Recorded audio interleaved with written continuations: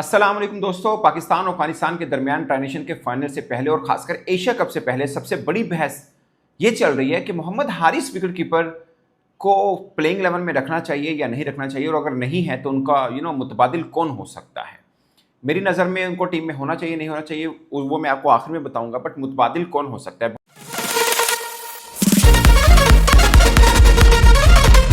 अस्सलाम वालेकुम दोस्तों। पाकिस्तान और अफगानिस्तान के दरमियान ट्रांजिशन के फाइनल से पहले और खासकर एशिया कप से पहले सबसे बड़ी बहस ये चल रही है कि मोहम्मद हारिस विकेट कीपर को प्लेइंग 11 में रखना चाहिए या नहीं रखना चाहिए, और अगर नहीं है तो उनका मुतबादिल कौन हो सकता है। मेरी नज़र में उनको टीम में होना चाहिए, नहीं होना चाहिए, वो मैं आपको आखिर में बताऊंगा, बट मुतबादिल कौन हो सकता है। बहुत से लोग मुख्तलिफ ऑप्शंस की बात कर रहे हैं। क्या अवेलेबल ऑप्शन है मैं उसके ऊपर आपको बता देता हूं, और फिर मोहम्मद हारिस को होना चाहिए नहीं होना इसके ऊपर मैं बात जरूर करूंगा। आपके पास साबला फरहान के लोग जिक्र करते हैं कि साबला फरहान को कीपिंग करा लें, नंबर 1। नंबर 2, लोग कहते हैं कि यार वो ख्वाजा नाफी भी एक दो बार जिक्र हुआ कि वो कर लें। वो अलग बात है कि पाकिस्तान की तरफ से वो सारे मैच नहीं खेले हैं। फिर होता है कि उस्मान खान भी आपके पास कीपिंग का ऑप्शन है। पाकिस्तान में ऑप्शंस कौन कौन सी हैं? एक उस्मान खान की है, एक मोहम्मद रिजवान की है, एक आपके पास एक इखलाक है लाहौर के, वो पीएसएल ज्यादा नहीं खेले नहीं है, वो हांगकांग खेले थे, वो आपके पास ऑप्शन है। आपके पास रोहिल नजीर की, आपके पास हसीब खान की है, और कौन सी है? काजी गोरी भी चले अपनी टीम में डाला, हालांकि उनके वाइड बॉल में 50 भी नहीं है। ये मुख्तलिफ option, all option available in Pakistan as a keeper batsman, ये मैंने आपको बता दिया।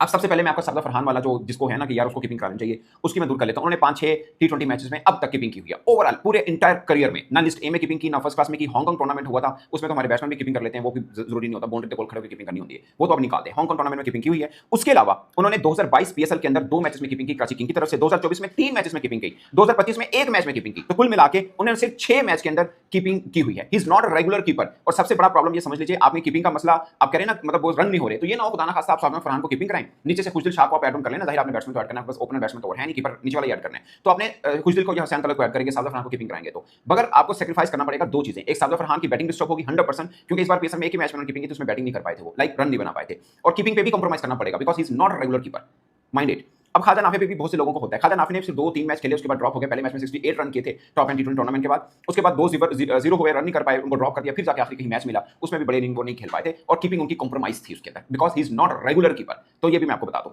अब आ जाते हैं उस्मान खान। उस्मान खान को अगर आपने कीपर लेना है, मतलब मैं तो हमेशा कहता हूं आपको 17 स्क्वाड में उस्मान खान, अगर आपने उस्मान को नहीं रखा तो उस्मान खान को रख लेते आप, बट अगर आपने उस्मान खान को रखना है तो remember he is also a top order batsman. वो अलग बात है कि आपने उस्मान खान के साथ भी ज्यादा की है, कुछ बेचारे को अपने हर नंबर पे। उस्मान खान ने 19 मैचेस में 17 इनिंग्स में बैटिंग की है, 14 की एवरेज है, 121 का स्ट्राइक रेट है, वन डाउन के ऊपर 7 इनिंग है उनकी, नंबर 4 पे भी 7 इनिंग है, नंबर 5 पे उनकी 3 है, यानी उनको भी उनके नंबर पे नहीं खिलाया, हमने 3 मुख्तलिफ बैटिंग ऑर्डर के ऊपर उनको बल्लेबाजी कराई है।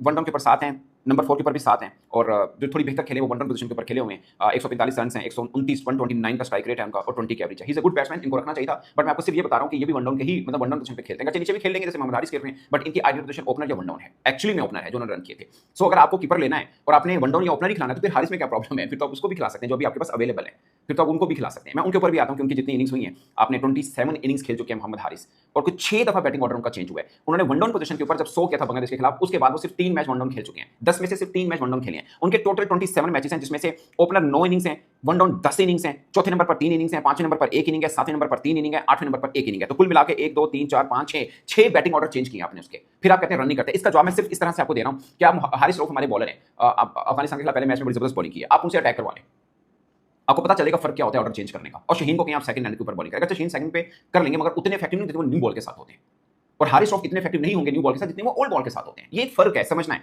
अमूमन फास्ट बॉलर पे ये अप्लाई नहीं होता, बट मैं आपको फास्ट बॉलर पे भी अप्लाई करके दे देता हूं। और नंबर 2, आपको अगर लगता है कि बैटिंग ऑर्डर से फर्क नहीं पड़ता, तो आप साइम यूब को छठे नंबर पे बैटिंग करवा के देख लें, आपका मसला ही हल हो जाएगा। वो तो टेक्निकली आपके बॉल सबसे अच्छे प्लेयर है ना, तो आप साइम यूब को नीचे क्यों नहीं रखते हैं?